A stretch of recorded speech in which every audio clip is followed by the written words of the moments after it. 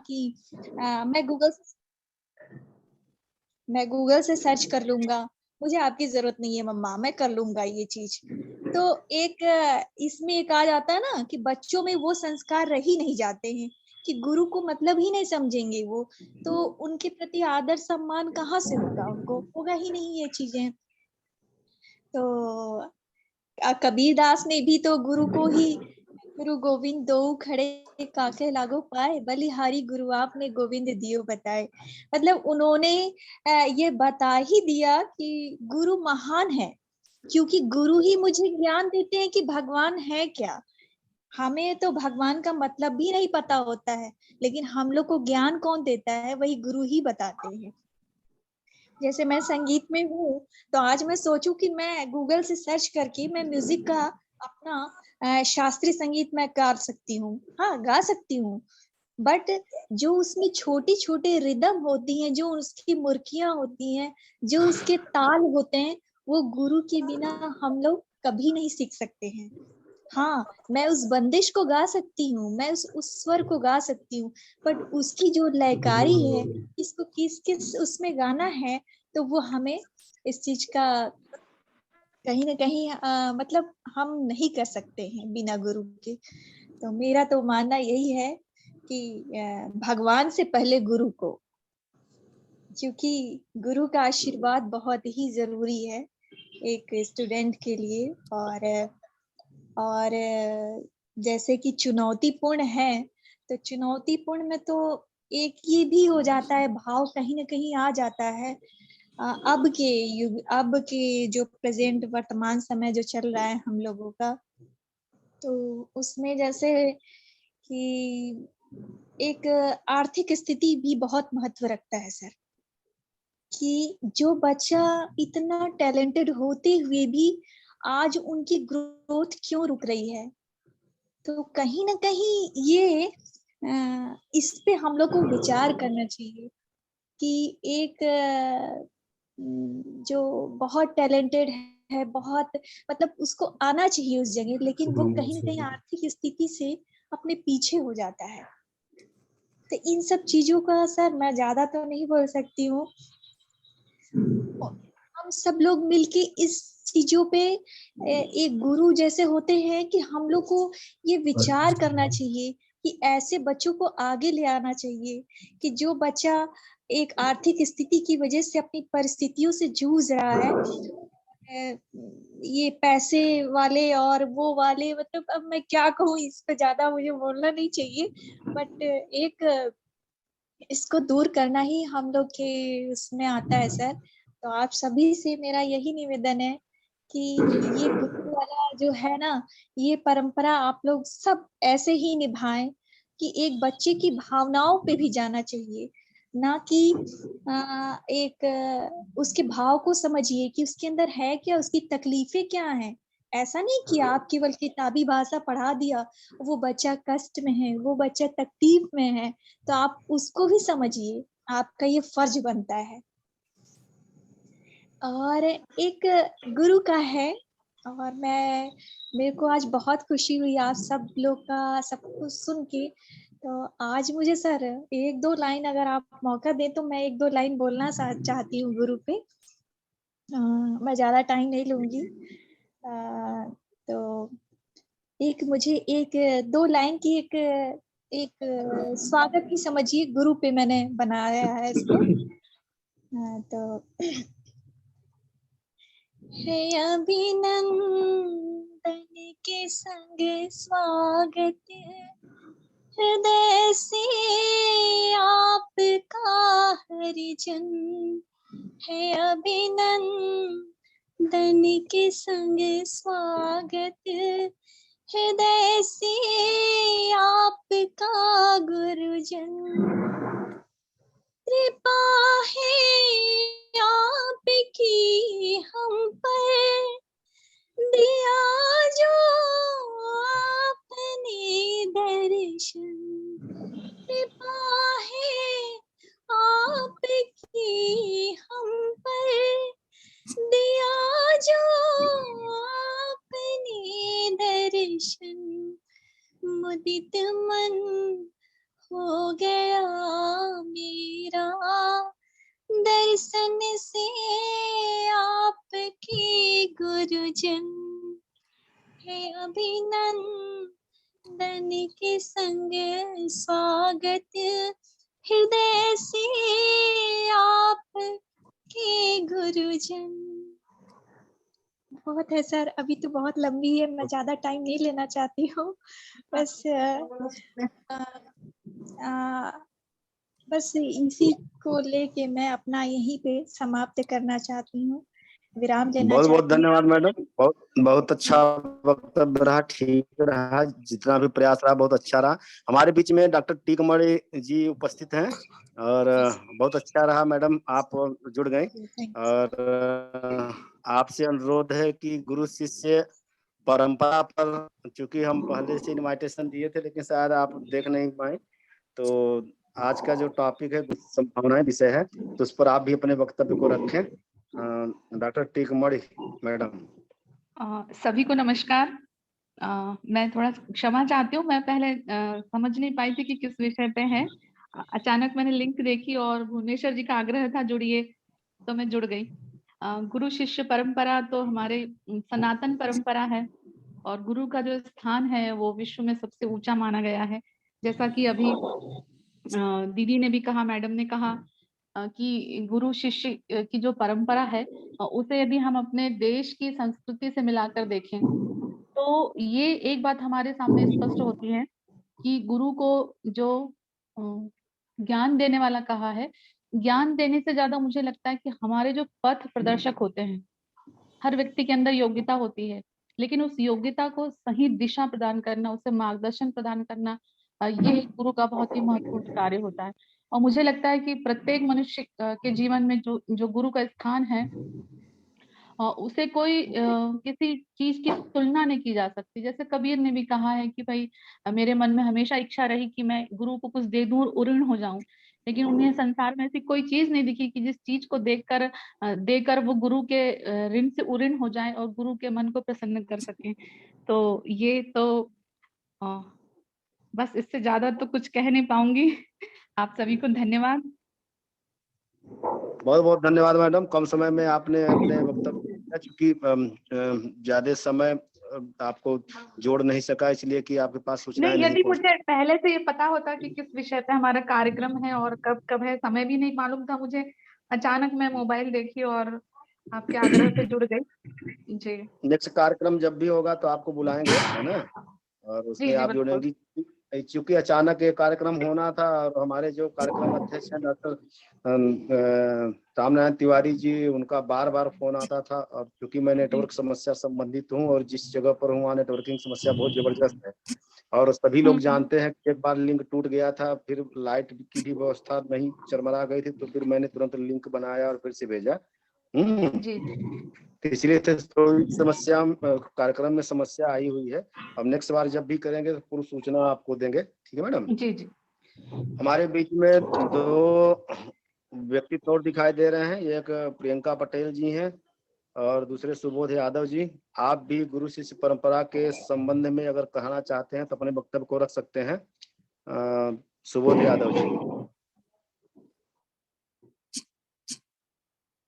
Hello sir, आवाज जा रही है? हाँ, आपकी आवाज आ रही है, बिल्कुल आ रही है। सभी गुरुजनों को मेरा सादर प्रणाम चरण स्पर्श। सर केवल मैं यही कहना चाहूंगा, ये प्रोग्राम बहुत ही अच्छा था, और सर आपसे मेरी एक रिक्वेस्ट है सर, ऐसा ही प्रोग्राम आप एक बार सर दिसंबर में सर ऑर्गेनाइज करें सर। सर बस केवल मैं यही कहना चाहूंगा सर। दिसंबर में कहाँ पर ऑर्गेनाइज करवाना चाहते हैं? सर यही सर ऑनलाइन सर। हाँ बिल्कुल, मैं तो ऑर्गेनाइज करता रहता हूँ कार्यक्रम होगा, बिल्कुल कार्यक्रम होते भी रहते हैं, लिंक मैं शेयर भी करता रहता हूँ, आप लोग जुड़ सकते हैं, है ना, क्योंकि ये तो द टीचर्स थॉट्स के नाम से पूरा चैनल ही चल रहा है, तो इस पर भी होते हैं, व्यक्तिगत भी होते हैं। मैं तो इंडिविजुअल कार्यक्रम कॉलेज में भी कराना चाहता हूँ, लेकिन कुछ दिक्कतें हैं, अभी कोरोना काल से उभरे ही हैं, तो वो भी कार्यक्रम सर होगा एक बात सर एक बात आपसे और ये कहना चाहूंगा सर, ये प्रोग्राम सर यूट्यूब पे सर आप सर डाल दीजिएगा सर। हाँ, ये अपलोड होता है, यूट्यूब हमारा चैनल चल रहा है, यूट्यूब पर मैं वो करता हूँ। ये है कि हाँ, कॉलेज ग्रुप वगैरह मैं नहीं शेयर करता, कुछ दिक्कतें होती है, लेकिन यूट्यूब पर ये तुरंत अभी जैसे ही कार्यक्रम समाप्त होगा तो इसे यूट्यूब पर ही अपलोड करूंगा इसको, है और ना। सर यूट्यूब चैनल का नाम क्या है सर? वो द टीचर्स थॉट के नाम से ही है वो the YouTube teacher channel. Thought. हाँ हाँ, तो मैं उसका लिंक दे दूंगा, कोई दिक्कत नहीं है ना। तो यूं ही आप लोग ये देखिए, किसी विशिष्ट लोगों का ये चैनल नहीं है, ये सामान्य तरीके से सभी इस मंच पर आ सकते हैं, अपने वैचारिकता को प्रदान कर सकते हैं। मैं एक ओपन मंच रखता हूं, क्योंकि ऐसा नहीं है कि विशिष्ट भी लोग आते हैं और विशिष्ट नहीं, साधारण जन भी इसमें जुड़ सकते हैं, सुन सकते हैं, अपनी वैचारिकता को कह सकते हैं, अपने विचारों को शेयर कर सकते हैं। और एक आत्मीयता बनी रहेगी, एक सौहार्द बना रहेगा, और जिससे हमारा और हमारे समाज और हमारे देश सबका विकास होगा। चहुमुखी विकास का यह एक मंच तैयार करने की योजना है। तो हमारे बीच में प्रियंका पटेल जी हैं। प्रियंका पटेल जी, आपको भी कुछ अगर कहना है, अपनी कोई वैचारिकता रखनी है या कोई सुझाव है तो स्वागत है, आप अपने वक्तव्य को दें। प्रियंका पटेल जी, अपने को अनम्यूट कर लें। प्रियंका जी मेरी आवाज सुन रही हैं तो अपनों को अनम्यूट कर सकती हैं। चलिए वो, हाँ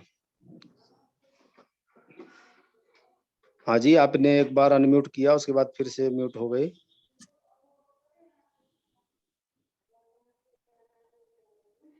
शायद कोई दिक्कत है। मैं आप लोगों को सूचना देना चाहता हूं कि यह एक चैनल है और ये चैनल चलता रहता है। ये चैनल इसलिए है ताकि हमारी जो शैक्षिक व्यवस्था कहीं से अगर टूट रही है, बिखर रही है, चरमरा रही है, या फिर हमारे शिक्षकों को कोई दिक्कतें हो रही हैं, या सरकार से कोई हमारी अव्यवस्था के पर्पज से बात करनी है, तो उसके लिए हमने ये एक चैनल तैयार किया है और इस पर आए दिन कार्यक्रम हम कराते रहते हैं। ये अलग बात है कि ज्यादातर लोग जुड़े अथवा कम जुड़े, हमें उससे कोई परवाह नहीं होता, लेकिन हम अपने अभिव्यक्ति को दे सकते हैं। मेन स्थिति होती है कि ऐसे ऐसे नॉलेज ग्रहण करने वाले या फिर रखने वाले लोग हैं जो कि अगर चाहें तो अपने अकेले दम पर 10 घंटे भी बोल सकने की क्षमता उनके अंदर होती है। लेकिन क्या है कि शेयरिंग बहुत जरूरी होता है। जैसे किसी धार्मिक संस्थानों, धार्मिक कार्यक्रमों में शेयर की आवश्यकता होती है, चंदा इत्यादि लिया जाता है। तो चंदा सिर्फ इसलिए नहीं लिया जाता कि धन की कमी है, चंदा इसलिए लिया जाता है ताकि सभी का अंश उसमें आए और सभी उसमें सहभागी हों।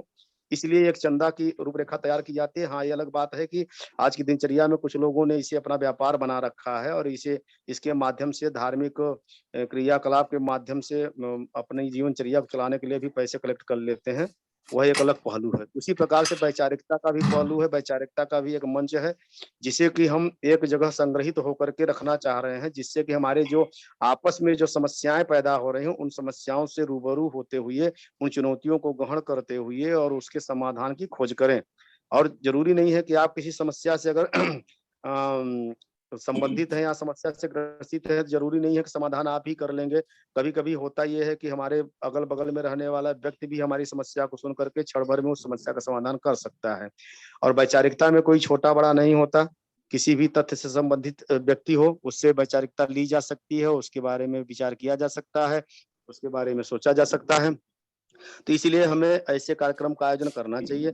मैं इस कार्यक्रम को सिर्फ वेबिनार के माध्यम से ही नहीं, बल्कि एक मंच के माध्यम से, कॉलेज में एक सेमिनार संगोष्ठी के माध्यम से भी आयोजित करने का पूरा प्रयास करता हूं और करता रहूंगा। और चूंकि अगर कोरोना की स्थिति न बनती तो मैं ऐसे कार्यक्रम करता, हमेशा से ही करता। हमारे बीच में बहुत से लोग जुड़े हुए हैं, क्योंकि मध्य प्रदेश में भी मेरा जाना हुआ, जैसे डॉक्टर टीकमणि मैडम है, ये मध्य प्रदेश से ही हैं, और आपसे मेरा सानिध्य हुआ। तो इस तरीके से सब लोग जुड़े हुए हैं, तो एक पूरा वैचारिक मंच ही इस पर स्थापित हो रहा है। तो कार्यक्रम में आप सभी लोग आए, आप सभी लोगों ने अपना योगदान दिया, आप लोगों को बहुत बहुत धन्यवाद। और इस एक योजना के साथ हम कार्यक्रम का समापन करेंगे कि अगली कड़ी में आप लोग से जो लिंक शेयर की जाती है या कार्यक्रम ऑनलाइन होता है, तो उसमें आप बढ़ चढ़ करके सहयोग करें और आप जुड़े, सुने, दूसरों को भी सुनाने का प्रयास करें। और ये मत सोचें कि सिर्फ आप ही जुड़े, जितने लोगों को शेयर कर सके लिंक को शेयर करें। साथ ही अगर कोई कभी कार्यक्रम ऑफलाइन तरीके से कॉलेज में या किसी अन्य मंचों पर होता है, तो उसमें भी आपको बुलाया जाएगा। आप एकदम सादर आमंत्रित रहेंगे, आप आने का प्रयास करें, क्योंकि भौगोलिक स्थिति परिस्थिति में दूर देश या प्रदेश या फिर राज्य या समाज में जाने से वहाँ की अलग अलग स्थितियां देखने को मिलती हैं, और फिर हमारी एक वैचारिकता एक नवीन ऊर्जा के साथ जुड़ जाती है। तो हमें लगता है कि हर जगह अगर कहीं पर हमें वो किया जाता है, इनवाइट किया जाता है, तो हमें जाना भी चाहिए, क्योंकि जरूरी नहीं है कि ऑनलाइन प्रोसेस से ही मंच तैयार हो। और आजकल वेबिनार और सेमिनार इस तरीके से बहुत से, आपको सुनकर के आश्चर्य होगा कि लगभग 550-600 से वेबिनार मैं खुद ही कर चुका। मेरे पास सर्टिफिकेट भी है, लेकिन उन सर्टिफिकेट का उतना महत्व नहीं जितना वैचारिकता का। वैचारिकता होनी बहुत जरूरी है, क्योंकि दिनों दिन विसंगतियां फैलती जा रही हैं। मैं जिस उपभोक्तावादी समाज की बात कर रहा था डॉक्टर रामानाथन तिवारी के पहले, उसमें बहुत सी चीजें हैं जिससे कि जरूर जानना जरूरी है। याद रहे, हम यंत्र बन रहे हैं। अगर इस यांत्रिकता को हम सिर्फ साधन और साध्य के माध्यम से ग्रहण करें, साधन के माध्यम से ग्रहण करें तो ठीक भी है। अगर उसे हम स्रोत के रूप में ग्रहण कर लेंगे और कहीं न कहीं अपनी आदमियत या मानवता या मनुष्यता को भुला देंगे, तो हमारे लिए समस्या के अलावा कुछ भी नहीं होगा। मन यंत्र नहीं हो सकता, भाव यंत्र नहीं हो सकते, और हमारी संवेदनाएं यंत्र नहीं हो सकती। जिस दिन यंत्र में हो जाएंगी, उस दिन उससे पीड़ा, हर्ष, विषाद, सारी जो भावात्मक स्थितियां हैं वो खत्म हो जाएंगी। हम सरस न होकर के नीरस हो जाएंगे, और निरसता में दुखद स्थितियों के अलावा कुछ मिलता नहीं है। यंत्र क्या है? यंत्र को कहीं भी तोड़ दीजिए, फोड़ दीजिए, बना दीजिए, जोड़ दीजिए, वो सब होता है। मनुष्यता टूटनी नहीं चाहिए, ईमानदारी टूटनी नहीं चाहिए, परोपकार टूटनी नहीं चाहिए, भाव टूटने नहीं चाहिए। जब भाव टूट जाते हैं उसमें गांठ पड़ जाता है। इसलिए भावों को तोड़ने का प्रयास नहीं करना चाहिए। हम याद रहे, हम मनुष्य हैं, हमारी एक ही जाति है, वो है मनुष्य। और मनुष्य धर्म का निर्वहन करते हुए अगर हम अपने जीवन को उच्च शिखर पर ले जाते हैं, तो इससे अच्छा कुछ भी नहीं हो सकता। एक चीज और भी याद दिलाना चाहूंगा कि हम मानव रूप में अगर जन्म लिए हैं, तो हमें ईश्वर को इसके लिए धन्यवाद देना चाहिए, क्योंकि उन्होंने हमें एक विचार, एक हमें माइंड दिया है, जिससे कि हम सोच सकते हैं, समझ सकते हैं क्या अच्छाई है, क्या बुराई है, उसको देख समझ सकते हैं। सभी प्राणियों को हमें संरक्षण देने की आवश्यकता है। मैं ये नहीं कहता खतरनाक प्राणी को पाल करके आप स्वयं ही उसका भोग बन जाएं, इससे बात ये नहीं है। लेकिन बात ये है कि वो सभी हमारे सहभागी हैं, सभी सहयोगी हैं, परोक्ष अपरोक्ष रूप से वो सहायता करते रहते हैं। इसीलिए कहते हैं कि यह जो लोक है वह सिर्फ मात्र मनुष्य का ही नहीं है, वह प्रकृति का भी है, पर्वतों का, पहाड़ों का, जंगलों का, नदियों का, और तमाम तरह के जीव जंतुओं का भी है। अगर ये सारे विलुप्त हो जाए, न रहे, तो हम निर्जन कहलाएंगे। हमारे अंदर वह भावाभिव्यक्ति, वो तत्व, वो तथ्य नहीं मिल पाएंगे जो होने चाहिए। आज देख लीजिए, प्रकृति बौनी होती जा रही, हम उसका एकदम सर्वनाश कर रहे हैं, अपने सुविधाओं की व्यवस्था कर रहे हैं, लेकिन व्यवस्थाएं, दिक्कतें कैसी बढ़ रही हैं। कभी संक्रामक रोग के रूप में, कभी पर्यावरण के रूप में, कभी अन्य स्थितियों के रूप में हमारे समक्ष उपस्थित हो रही हैं, और हम तिलमिला जाते हैं। प्रकृति की मार बहुत भयंकर होती है। अगर वह मार हमारे ऊपर पड़ती है तो तिलमिला जाते हैं, और उसका हम रंच मात्र भी मुकाबला नहीं कर पाते। ये विसंगतियां हम खुद ही तैयार करते हैं, और खुद ही उसके भोक्ता भी होते हैं। मेरी एक पंक्ति है कि कारण भी हम ही हैं। किसी भी रोग के कारण भी हम ही है, रोग देने वाले भी हम ही है, रोग लेने वाले भी हम ही है, भोक्ता और भोक्ता सब कुछ हम ही है, और उसके एक प्रकार से उत्पत्ति करता भी हम ही है। तो इन सारी स्थितियों को विचार में करते हुए हमें ये ध्यान रखना चाहिए कि हम कहाँ पर जा रहे हैं। ये सोचने की बहुत बड़ी आवश्यकता है। वैचारिकता इसीलिए होती है, सिर्फ इसलिए हम नहीं बने हैं कि सिर्फ अपने जीवन को ही सुधार करके और अच्छी तरीके से व्यवस्थित हो जाएं, खाएं पिए मस्त रहें। इसमें भी अगर ये भी आप सोचते हैं, तो इसमें भी आपको समाज के या फिर देश की सहभागिता है, आप उसको नजरअंदाज नहीं कर सकते। और हमें नजरअंदाज करना भी नहीं चाहिए। हम हमेशा अपने आप में कहीं भी किसी भी जगह पर जाते हैं तो विश्व बंधुत्व की बातें करते हैं कि, और अमूमन किसी भी बात पर कह देते हैं सर्वे भवन्तु सुखिनः सर्वे सन्तु निरामयाः सर्वे भद्राणि पश्यन्ति मा कश्चित् दुर्भाग् भवेत्। तो ये सिर्फ कहने की बात नहीं, इसे निर्वहन व्यवहारिकता में लाने की बात है। और गुरु शिष्य परंपरा जो टॉपिक रखी गई है उसमें भी ये निहितार्थ होनी चाहिए। बिना इस निहितार्थ के हम उस परंपरा का या उस प्रचलन का निर्वहन नहीं कर सकते। कुछ परंपराएं रूढ़िवादी जरूर होती हैं, लेकिन परंपराओं को रूढ़िवादिता से तोड़ करके नवाचार की स्थिति में पहुंचाना हमारा कर्तव्य होना चाहिए, जिसको कि शायद हम करने का प्रयास करते हैं अथवा नहीं कर पाते। कई समस्याएं उसमें हैं। तो इस एक जिज्ञासा आपको छोड़ करके मैं जा रहा हूँ कि अपनी वैचारिकता से हम शिक्षा जगत में, अपने जीवन जगत में क्या कर सकते हैं, किस तरीके से सोच सकते हैं, अपने परिवार बिखरते हुए परिवार को, बिखरते हुए भूमंडल को कैसे बचा सकते हैं, ये हमारे लिए संकट है। आप ये ना समझिए कि आप हम नहीं रहेंगे तो आगे आने वाला भविष्य कैसा होगा। हमें आगे आने वाले भविष्य को एक सुनहला अवसर देना चाहिए, जरूरी है, तभी हम पुण्यशाली कहलाएंगे। इन बातें बहुत हैं लेकिन समय कम है, क्योंकि आप लोगों ने भी काफी समय दिया और मंच पर डटे रहे। आपके उत्साह का मैं कोटिशः धन्यवाद करता हूँ, सभी को मैं प्रणाम करता हूँ। आप यूं ही उत्साह बनाए रखें और कार्यक्रम में जुड़ते रहें। और कार्यक्रम अब समाप्त होता है, आप लोग अपने से ही लेफ्ट हो जाएंगे, लास्ट में मैं खुद ही इसको एंड कर दूंगा, ठीक है? ओके जी सर। सर। ओके अगर सर। किसी को कुछ कहना है तो कह सकते हैं, वरना left. Thank you so much sir, आपने बहुत अच्छा ऑर्गेनाइजेशन किया, बहुत अच्छा लगा आज गुरु शिष्य परंपरा में आके। इतने अच्छे गुरु से भी हम लोगों ने भी बहुत चीजें सीखी और बहुत अच्छा लगा सर। आप बहुत अच्छा, और भविष्य में चाहेंगे कि आप ऐसे ही करिए और हम लोग भी इसमें सम्मिलित हो। जी, थैंक यू बिल्कुल, सर। बिल्कुल, सभी समझ गए। Thank you so much. ठीक है, आप एक-एक लोग वो हो जाए, लीव हो जाए, लेफ्ट हो जाइए, उसके बाद फिर मैं ओके। इसको एंड करता हूँ।